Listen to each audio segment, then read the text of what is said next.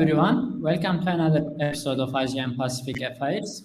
In this episode today, our topic is very different, amazing. We are talking about an amazing topic. The topic will be energy. I'm discussing with my guest the role of energy in Asia-Pacific region. My guest for today is Dr. Clare Richardson-Barlow. Claire is a research fellow in the School of Chemical Process Engineering, where she examines industrial decarbonization from a political economy perspective. Claire is an interdisciplinary social scientist whose research and teaching explores energy policy, political economy, and energy governance throughout East Asia. Claire has over 10 years experience researching and working as a political economist with a focus on energy transition and climate-compatible development in East Asia, Europe, and North America. Hi, Claire. Welcome to my show today. Hi, thank you for having me. I'm so happy to be here. Thank you. Thank you very much. Let's jump to the Asian-Pacific region. Claire, what is the current energy landscape in the region? What can you tell us today? Well, I think it's important first to start with what we mean by Asia-Pacific, because sometimes it can be different depending on the perspective you're coming from. So in my research, I focus on Northeast Asia, Southeast Asia, and some of the Pacific Ocean countries. Similar definitions might be Indo-Pacific, stretching into Oceania, and including Southeast Asia. But these all have similar shared challenges in the energy landscape.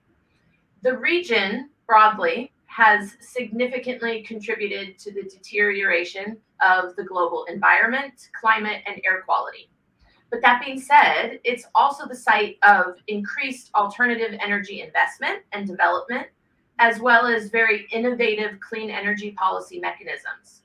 That means the same phenomena that contributed to the global challenge of climate change and energy security, things like economic development and environmental degradation, has also made the Asia-Pacific ground zero for preventing further degradation of the global climate and strengthening global energy security. These countries... Yes, please. Oh, no. Go ahead. How does the current energy landscape intersect with climate change? How would you like to come to this subject related with That's actually an excellent lead-in. Global economic growth broadly has resulted in significant environmental and climate damage. This is due in part to a reliance on fossil fuel energy sources and industrial and export-driven development. But this isn't just true for the Asia-Pacific, right? This happens everywhere. However, the Asia-Pacific is not alone in its obligation to address some of these climate challenges as a result of its own economic development history. It's both a major contributor to emissions, and it's also a world leader in economic growth, technology innovation, and international trade. So as a whole, this region is in a very unique position to contribute significantly to global responses to climate change as a result of economic development and energy use. So, Claire, how will near-term policies facilitate regional decarbonization? Well, for starters, policies that facilitate decarbonization are essential. All countries must have them, and all countries are moving towards increasing decarbonization policies. This includes policies aimed at energy use, emissions reduction targets. So, for example, some of the emissions reduction targets we saw come out of COP26 and the Paris Agreement. Also, the decarbonization of industries and government support for industrial decarbonization, as well as policies that are aimed at creating positive investment environments, and also the removal of unfair or biased subsidies that prop up the use of hydrocarbon resources over cleaner options. Now, Claire, what role will renewable energy play in the renewable regional energy transition when we come to the energy transition in Asia-Pacific region? Well, renewables play a very important role throughout the Asia-Pacific already. The Asia-Pacific is the fastest growing region in the world, which means it requires increased energy supplies to fuel its rapid pace of economic development. The sheer geographical diversity and varied institutional capacity within the region offers a very large potential for renewable energy. Renewable energy also, though, presents an opportunity for the region in terms of decarbonization and also even for countries that don't offer current carbon neutrality goals. I would say in terms of countries in the region, some really good examples, China, Japan, and South Korea have pledged to transform the energy systems within their nations from fossil fuel based to net zero carbon by the second half of the century. The rest of the Asia Pacific also has very clear goals related to net zero and decarbonization, and that's where renewable energy comes in. If you look at ASEAN specifically, there are a number of environmental and climate concerns there, but there are also clean energy development plans both at the ASEAN wider level and within individual nations. And renewable energy plays a really large role in that capacity, both in terms of supplying countries, so how do they get electricity, but also in terms of transitioning away some of their coal or hydrocarbon resources towards cleaner options. So how realistic is that the hydrocarbons like oil and gas will be transitioned out, and what about the coal? Well, I think it's important first and foremost that I should say it's very easy for me as a researcher in a country with affordable, reliable access to energy to recommend renewables over all other forms. And it's easy for me to say that because I don't face the same challenges that citizens in markets with unreliable and unaffordable electricity face. That being said, net zero targets absolutely require a transition away from a reliance on hydrocarbon fuels and more variety in a country's energy mix. Climate efforts will continue to push for coal to gas or coal to renewables to switch up the power capacity mix and bring in more variety so that we're not just using what could sometimes be considered less clean options. For example, we will see countries like China move away from a reliance on coal for power generation. China currently, as I'm sure all of your listeners know, and you yourself as well, has quite a high reliance on coal for power generation. And so as a result, it's one of the largest emitters of greenhouse gases. However, China is also making quite an effort in increasing its share of renewables and moving from dirty coal closer to incorporating gas and other variety in its energy mix. All of this means, to answer your question more simply, hydrocarbons will continue to play a role in a country's energy mix, but we have to make a transition so that we're not relying so heavily on those other sources. So what role does the power sector, when we come to the power sector, what kind of role the power sector play in this transition process? Well, when we're talking about reducing our share of hydrocarbons, we're really talking about reducing coal, oil, and gas. We're often talking about increasing renewable energy share. But accommodating renewables can be difficult in power grids. It can be difficult because those renewables are variable. The amount or supply might change with the weather, for example, if you're talking about wind. Yet countries are quite diverse. So there are challenges and measures that are dependent on many different characteristics when we talk about the power sector. This means that any power sector transition must be approached in a multidimensional way. Although no two countries are alike and they follow diverse pathways in their power system transitions, there are actually some really successful examples that neighbors and also countries throughout the region can learn from.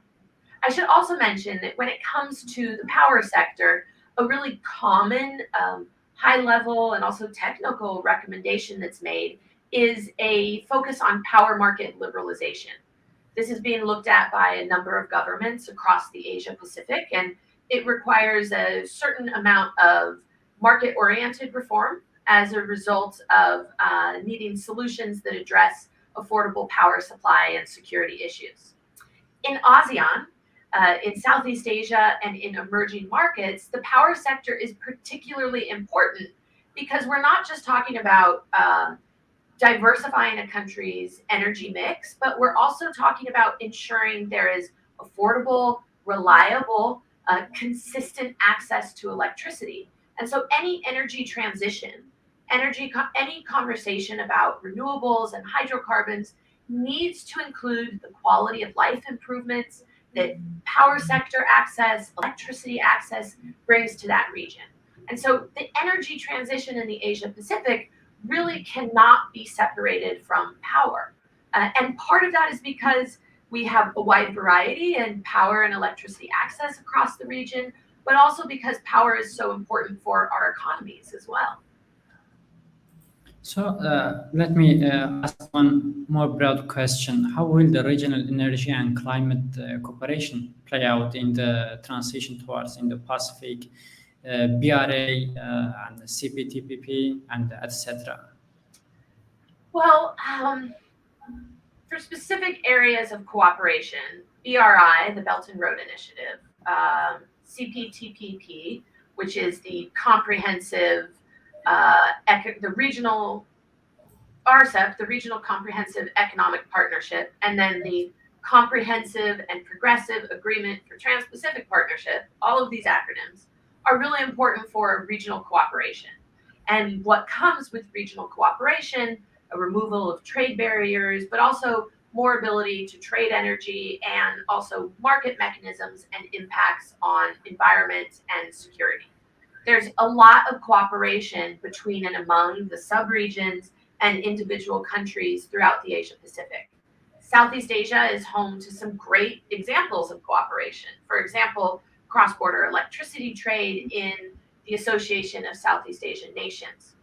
All of these agreements broadly have impacts on regional integration, and that will largely depend on the implementation of these agreements and how they play out and sort of what the policy focus of these agreements is as they progress. So there's economic impacts of these regional agreements. There's also energy and environmental, and then just broad cooperation impacts as well. So when in the vast of the region of ASEAN Pacific, when we come to the role of China, what kind of role does China playing in terms of regional energy transition? This is such a big but very important question.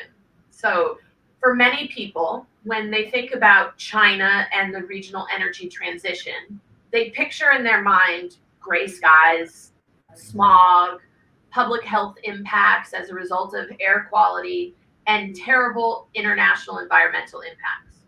And there are, of course, negative environmental implications resulting from China's development.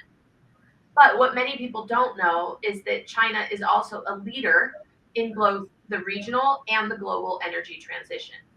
It plays a critical role in quicker, cleaner, and cheaper pathways to decarbonizing the global energy system. In fact, the country aims to reach carbon neutrality by 2060. So yes, China is the most populous nation. It has the second largest economy, and it's the largest emitter of greenhouse gases. But it is also a leader in addressing challenges that other countries throughout the region are facing as a result of their own economic development pathways. China is also focusing on a phase out of coal, which is absolutely critical for any energy transition that is climate conscious and takes notice of environmental pathways.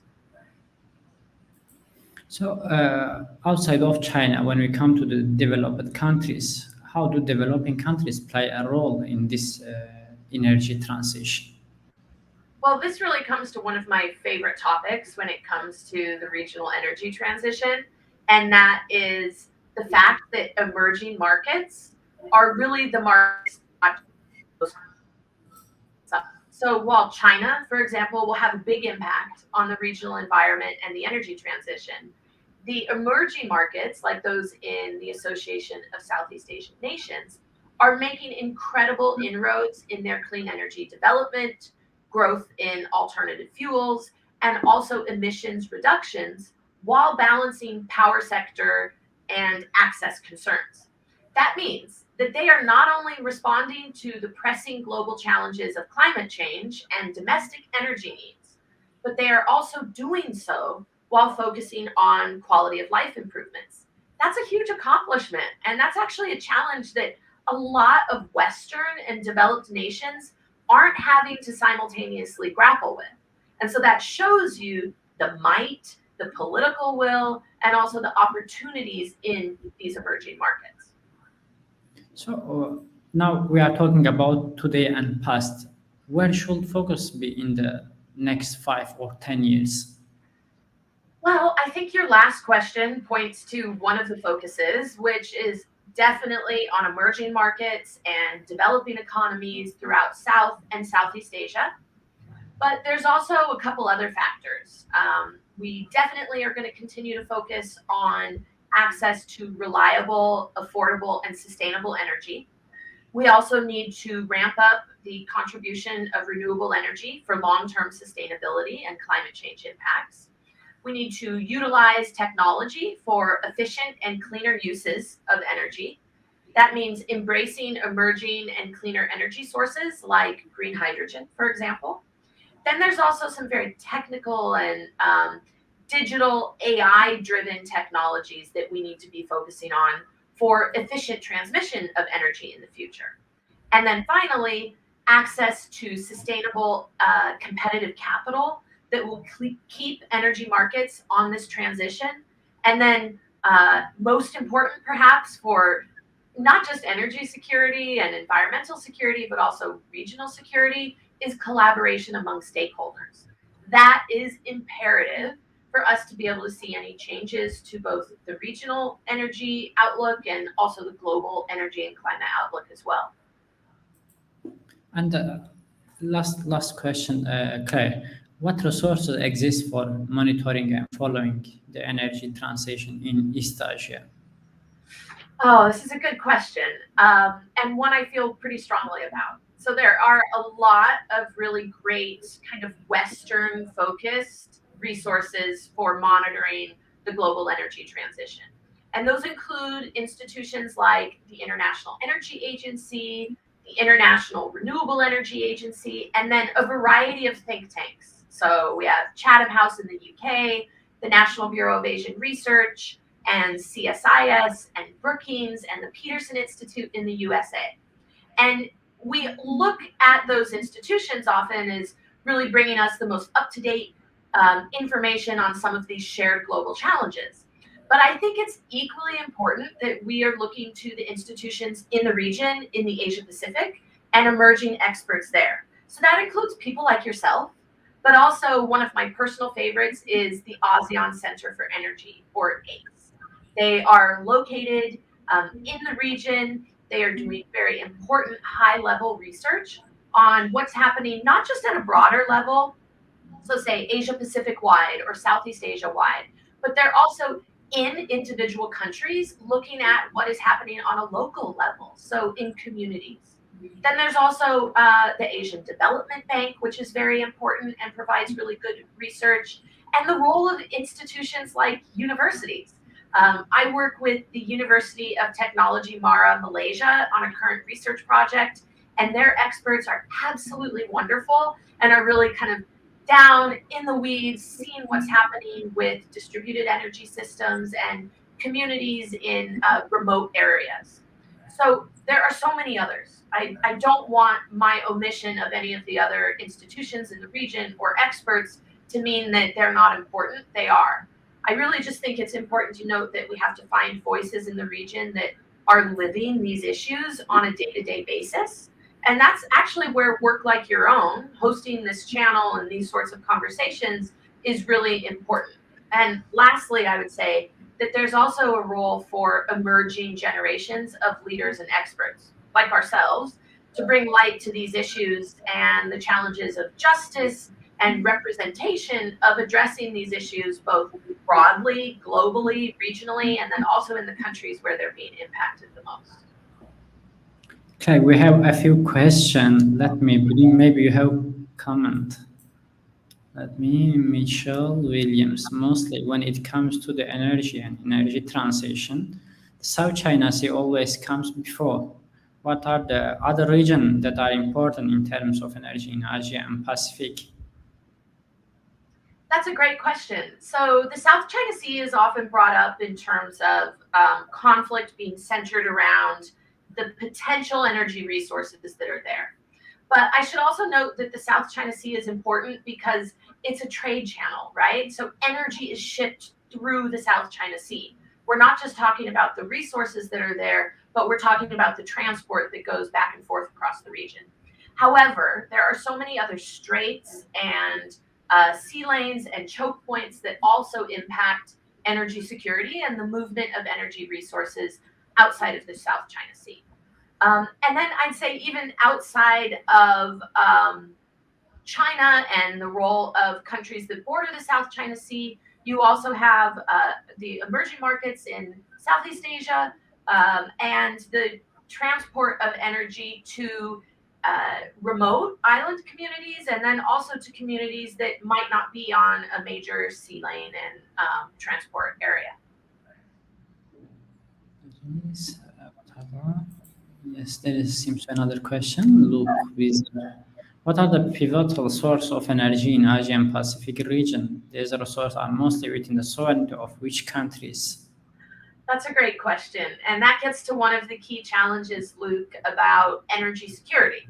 So countries have the energy that is within their borders. For China, for example, that's coal and gas and potential for some oil.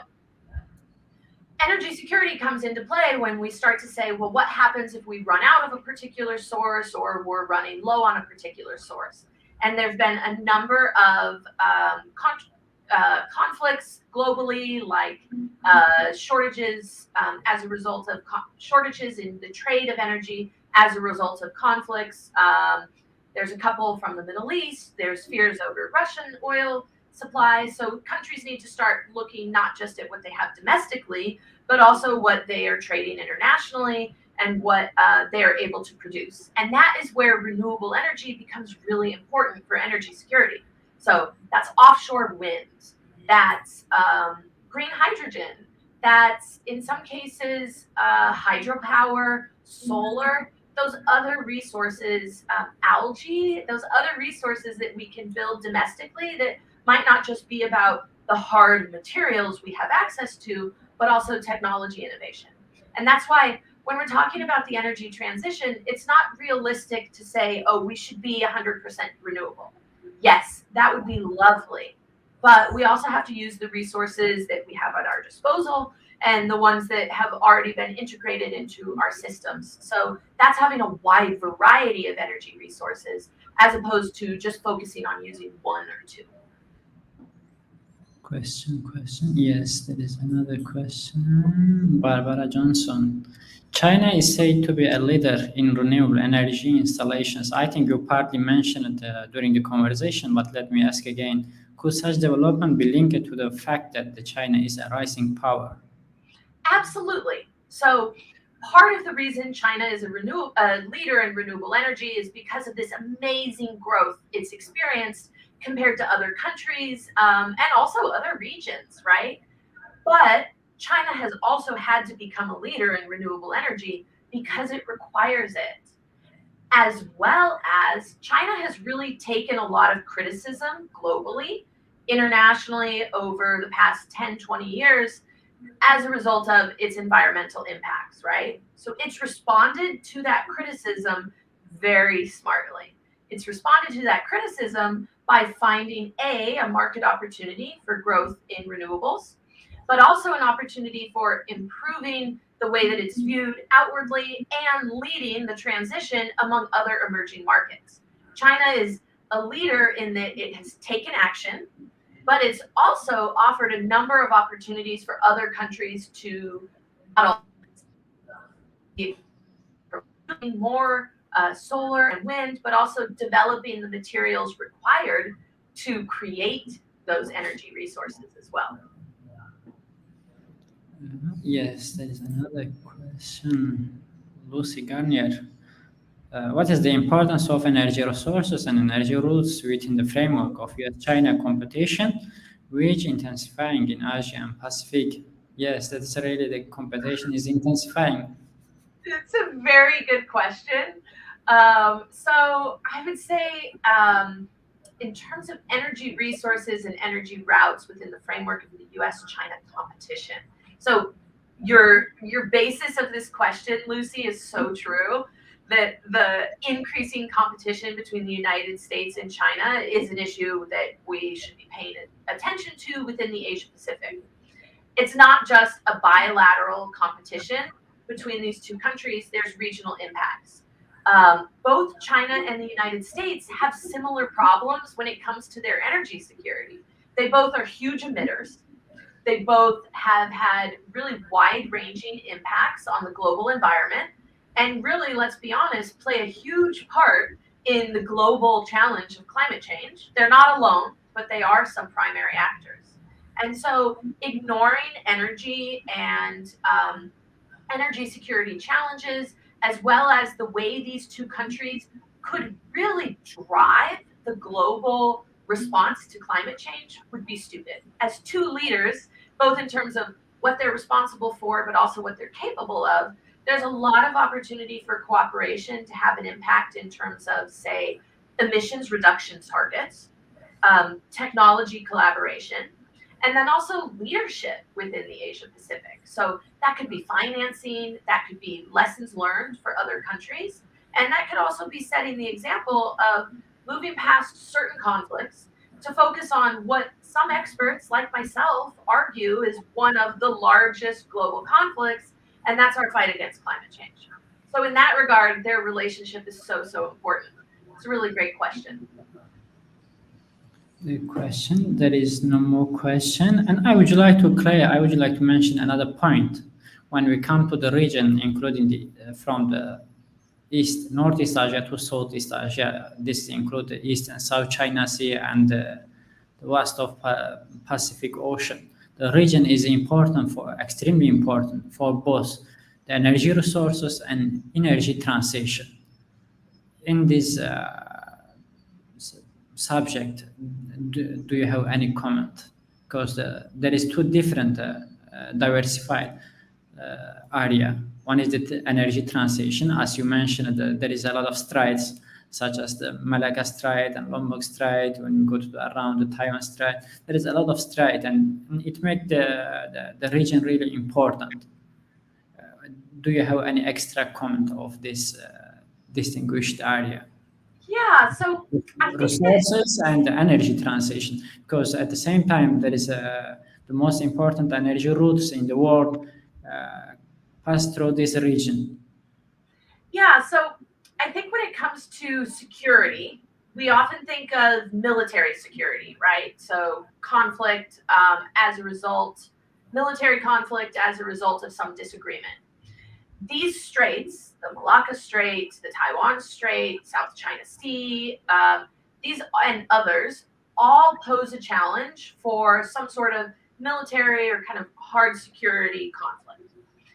There is also the challenge within these waterways of conflict related to the passing of resources and the passing of materials. So it could be not just energy, but other trade impacts, goods and services that are passed through these straits. So when we're talking about these regions and the conflicts that could appear in terms of movement of goods and services and energy resources, it's really important to remember that trade and positive economic relationships are often viewed, sometimes incorrectly, but there are some great examples of where it's true, as deterring military or other economic conflict. They offer a window for collaboration. When you trade with a partner, you're less likely to fight with them, the theory goes, because you have a mutually beneficial relationship based around economics and materials that your country or another country needs. And so I do think that when it comes to energy security, there's a role there in these straits as well, in terms of kind of mellowing out some of the conflict because of the exchange of these goods, services, and products that are mutually beneficial to everyone in the trade relationship. But as far as more security, hard security and military conflict goes, I think you might be more of the expert there. So I'd be interested in your opinion on that. Yes, I would like to add the last things. I think that we missed out the role of North Korea, as it has the spatial situation. This is a special case. We mentioned a lot of countries, but the North Korea has a lot of issue with the energy and the energy transitions. I wonder if you have any comment. Well, I would just say that North Korea definitely, you are correct, has a number of challenges related to reliable. I apologize, because at the same time, the country is under the sanction.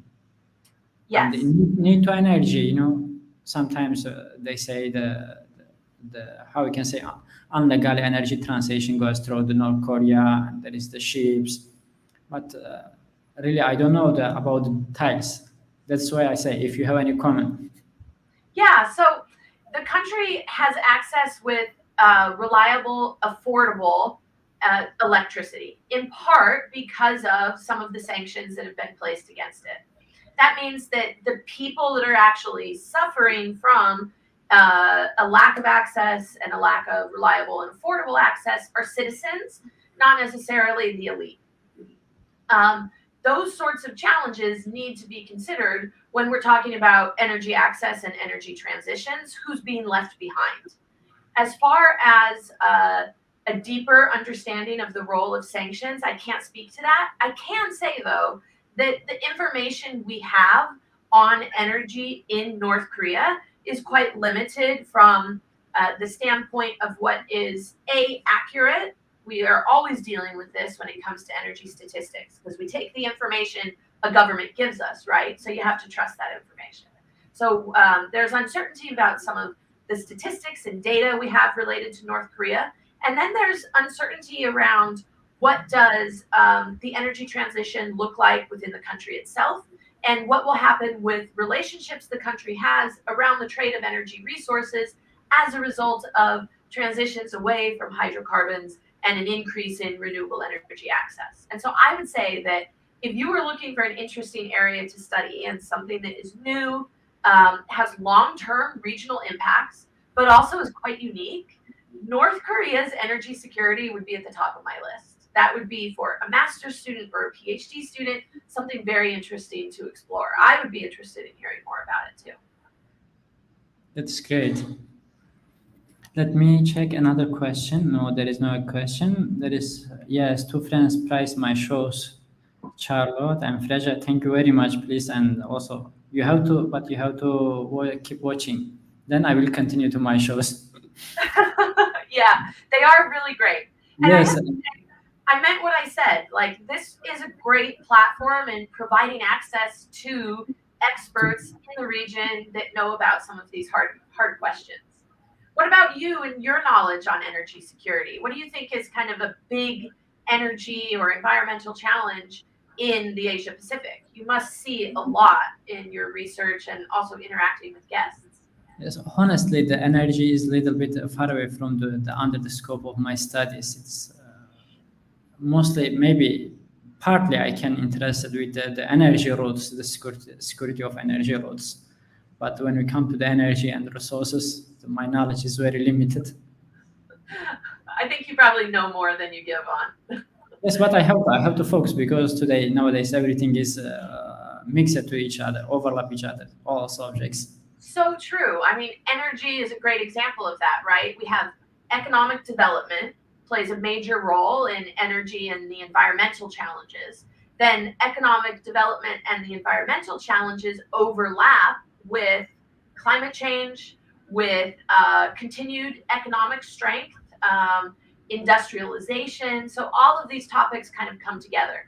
I would say that's also why I like energy, because it uses all these different pieces. Yes, also including to the great power competition in the region. And I believe that my personal idea, I believe that like many other subjects, the ASEAN Pacific region, when we talking about the upcoming 5 or 15 years later, it will has a great importance for the other part of the world, such as Europe. And previously, the Middle East, one of the important energy source for the other part of the world. But nowadays, I think the role of Asia and Pacific region will increase, dramatically increases.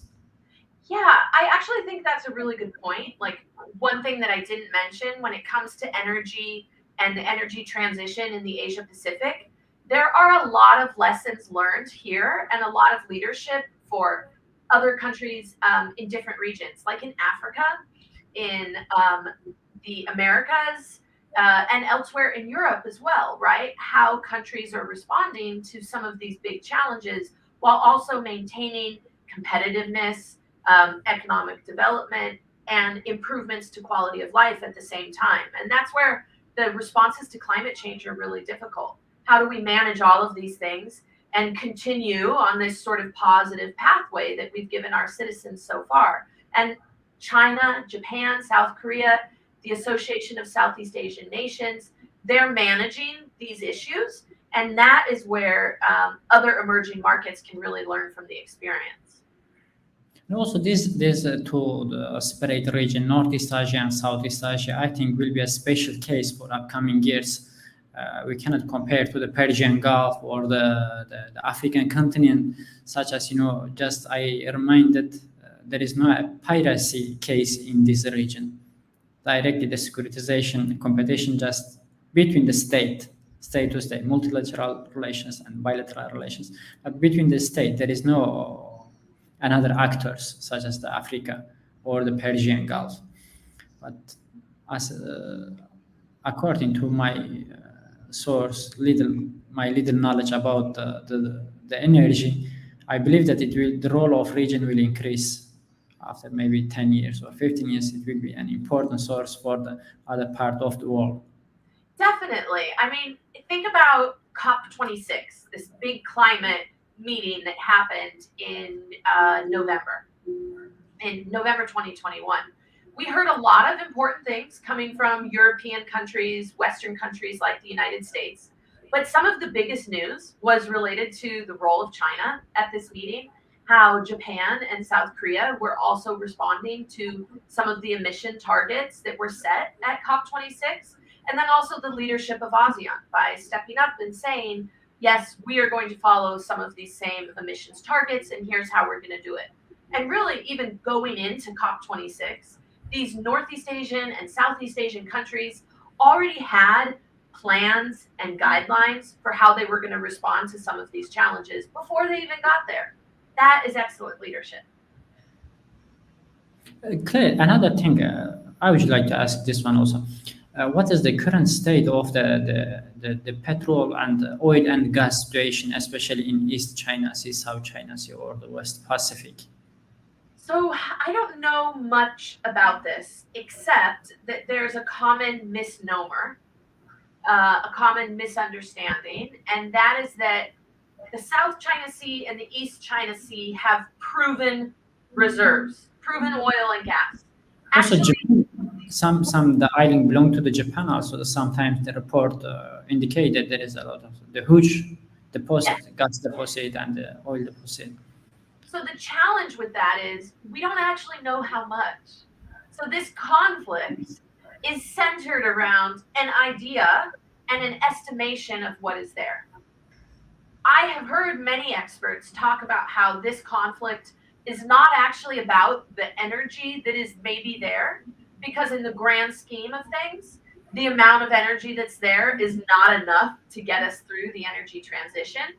That actually the underlying factors of this conflict is the trade and the movement of materials through these spaces, and that controlling the movement is what is the largest security challenge. Now, again, I'm not an expert in that area, so I'm repeating secondhand what I've heard others say, but that does seem to be an interesting dichotomy, that we don't know exactly what's there, and then there's also these other factors related to what is spurring this conflict along.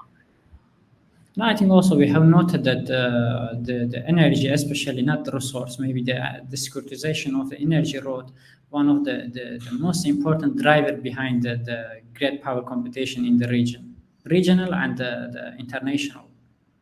Definitely. And I think that there's a lot of fear with politicians and political representatives and groups over the uncertainty related to the security of energy, right? And that causes fearful responses, that causes uncertainty, and it also causes delays in how we respond to environmental and climate concerns, too. Yes, Claire, I think we talk a lot. Now, don't have more question. Thank you very much Thank for you. for this great conversation.